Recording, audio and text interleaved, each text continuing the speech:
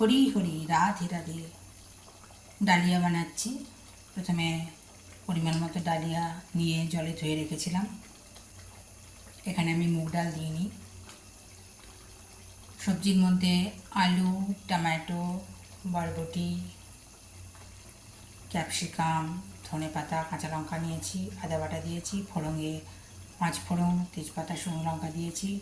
লঙ্কাটা বুঝে দেবেন। নুন চিনি আন্দাজে দিয়েছি, কারণ গোবিন্দের সেবায় লাগবে। হলুদ গুঁড়ো, জিরে গুঁড়ো, ধনে গুঁড়ো, গোলমরিচ গুঁড়ো, গরম মশলা গুঁড়ো সবই দিয়েছি। আর শেষে ঘিটা দিয়ে দিলাম। ক্যাপসিকাম দিয়েছি। হয়ে গেছে। প্রেশার কুকারে করে কড়াইয়ে দিয়েছি। জলটা আরেকটু মরে গেলে বন্ধ করে দেবো। বেগুনি তো করেই নিয়েছি, একটু আগে শর্ট ভিডিও দিয়েছি। গোবিন্দের যখন যা ইচ্ছা হয় করিয়ে নেয়। ভালো থাকবেন বন্ধুরা, আনন্দে থাকবেন, সুস্থ থাকবেন, আর শান্তিতে থাকবেন।